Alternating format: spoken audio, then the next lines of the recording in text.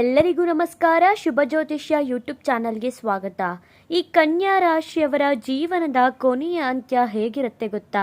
ಭಯಂಕರವಾಗಿರುತ್ತಾ ಅಥವಾ ಸಾಮಾನ್ಯವಾಗಿರುತ್ತಾ?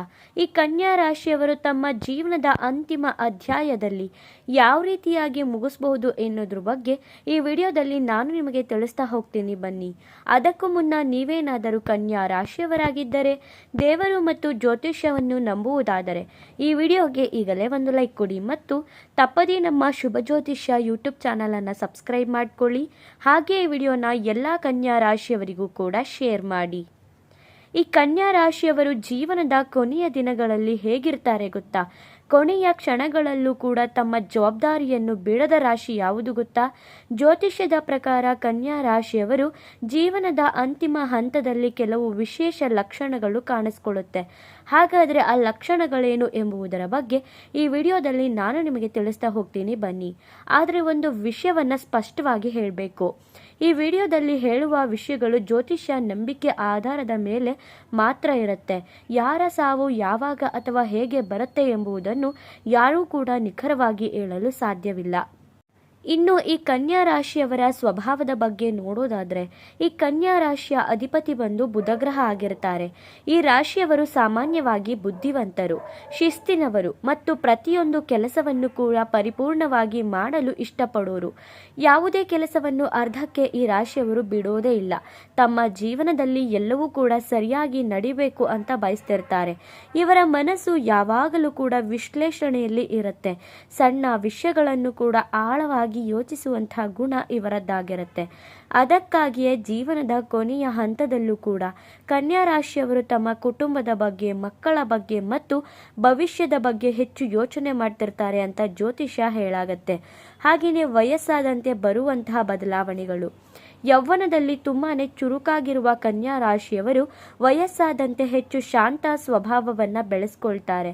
ಮೊದಲು ಎಲ್ಲರ ತಪ್ಪುಗಳನ್ನು ಹುಡುಕುತ್ತಿದ್ದುವರು ನಂತರ ಜೀವನದಲ್ಲಿ ಅನುಭವದಿಂದ ಹೆಚ್ಚು ಸಹನೆಯುಳ್ಳವರಾಗಿರ್ತಾರೆ. ಜೀವನದ ಕೊನೆಯ ಹಂತದಲ್ಲಿ ಅನಗತ್ಯ ಜಗಳಗಿಂದ ದೂರ ಇರಲು ಪ್ರಯತ್ನ ಮಾಡ್ತಿರ್ತಾರೆ. ಅವರಿಗೆ ಮಾನಸಿಕವಾಗಿ ಶಾಂತಿ ಬಹಳನೇ ಮುಖ್ಯವಾಗಿರುತ್ತೆ. ಹಣ, ಆಸ್ತಿ, ಸ್ಥಾನಮಾನಕ್ಕಿಂತ ಮನಸ್ಸಿನ ನೆಮ್ಮದಿ ಮುಖ್ಯ ಅಂತ ಅರ್ಥ ಮಾಡ್ಕೊಳ್ತಿರ್ತಾರೆ. ಕುಟುಂಬದ ಬಗ್ಗೆ ಕಾಳಜಿ ಅನ್ನೋದು ಕೂಡ ಹೆಚ್ಚಾಗುತ್ತೆ.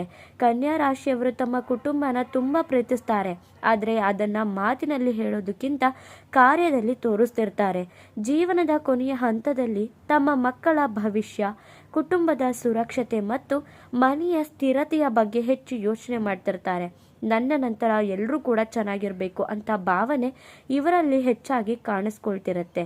ಇದರಿಂದ ಅನೇಕ ಬಾರಿ ಕನ್ಯಾ ರಾಶಿಯವರು ವಯಸ್ಸಾದ ನಂತರವೂ ಕೂಡ ಕುಟುಂಬದ ಜವಾಬ್ದಾರಿಯನ್ನು ಬಿಡಲು ಇಷ್ಟಪಡೋದಿಲ್ಲ. ಆಧ್ಯಾತ್ಮಿಕತೆಯ ಕಡೆಗೆ ಒಲವನ್ನು ಕೂಡ ಇಟ್ಕೊಂಡಿರ್ತಾರೆ. ಜ್ಯೋತಿಷ್ಯದ ಪ್ರಕಾರ ಕನ್ಯಾ ರಾಶಿಯವರು ವಯಸ್ಸಾದಂತೆ ಆಧ್ಯಾತ್ಮಿಕತೆಯ ಕಡೆಗೆ ಹೆಚ್ಚು ಆಕರ್ಷಿತರಾಗಬಹುದು. ದೇವರ ಪೂಜೆ, ಮಂತ್ರ, ಜಪ, ಧ್ಯಾನ ಮತ್ತು ಧಾರ್ಮಿಕ ಗ್ರಂಥಗಳ ಓದು ಇವರಿಗೆ ಇಷ್ಟವಾಗಬಹುದು. ಜೀವನದ ನಿಜವಾದ ಅರ್ಥವೇನು ಎಂಬ ಪ್ರಶ್ನೆಗೆ ಉತ್ತರ ಹುಡುಕಲು ಪ್ರಯತ್ನಿಸ್ತಿರ್ತಾರೆ.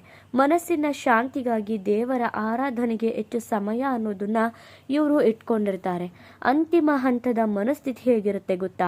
ಈ ಕನ್ಯಾ ರಾಶಿಯವರು ಜೀವನದ ಕೊನೆಯ ಹಂತದಲ್ಲಿ ಸಾಮಾನ್ಯವಾಗಿ ಶಾಂತ ಮತ್ತು ಪ್ರಾಯೋಗಿಕ ಮನೋಭಾವನೆಯನ್ನ ಹೊಂದಿರ್ತಾರೆ ಅಂತ ಜ್ಯೋತಿಷ್ಯ ಹೇಳುತ್ತೆ.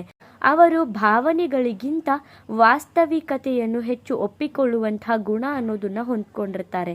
ತಮ್ಮ ಜೀವನದಲ್ಲಿ ಮಾಡಿದಂತಹ ಒಳ್ಳೆಯ ಕೆಲಸಗಳ ಬಗ್ಗೆ ತೃಪ್ತಿ ಹೊಂದಲು ಪ್ರಯತ್ನಿಸ್ತಿರ್ತಾರೆ. ಕುಟುಂಬದವರ ಜೊತೆ ಸಮಯ ಕಳೆಯೋದು, ಹಳೆಯ ನೆನಪುಗಳನ್ನು ಹಂಚಿಕೊಳ್ಳೋದು ಮತ್ತು ಮನಸ್ಸಿಗೆ ನೆಮ್ಮದಿ ನೀಡುವಂತಹ ಕೆಲಸಗಳಲ್ಲಿ ತೊಡಗಿಕೊಳ್ಳೋದು, ಇದು ಅಂದರೆ ಈ ರಾಶಿಯವರಿಗೆ ತುಂಬ ಇಷ್ಟ ಆಗಿರುತ್ತೆ.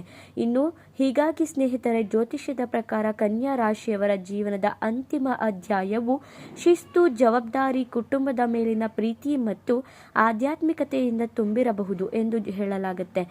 ಮತ್ತೊಮ್ಮೆ ನೆನಪಲ್ಲಿಟ್ಕೊಳ್ಳಿ, ಇದು ಕೇವಲ ಜ್ಯೋತಿಷ್ಯದ ನಂಬಿಕೆಗಳ ಆಧಾರದ ಮೇಲೆ ಮಾಹಿತಿ ಮಾತ್ರ ಆಗಿರುತ್ತೆ. ಈ ವಿಡಿಯೋ ಇಷ್ಟ ಆದರೆ ಲೈಕ್ ಮಾಡಿ, ಶೇರ್ ಮಾಡಿ. ಹಾಗಾದರೆ ತಪ್ಪದೇ ನಿಮ್ಮದು ಕೂಡ ಕನ್ಯಾ ರಾಶಿಯವರಾಗಿದ್ದರೆ ಜೈ ಶ್ರೀರಾಮ್ ಅಂತ ಕಮೆಂಟ್ ಮಾಡಿ. ಧನ್ಯವಾದಗಳು.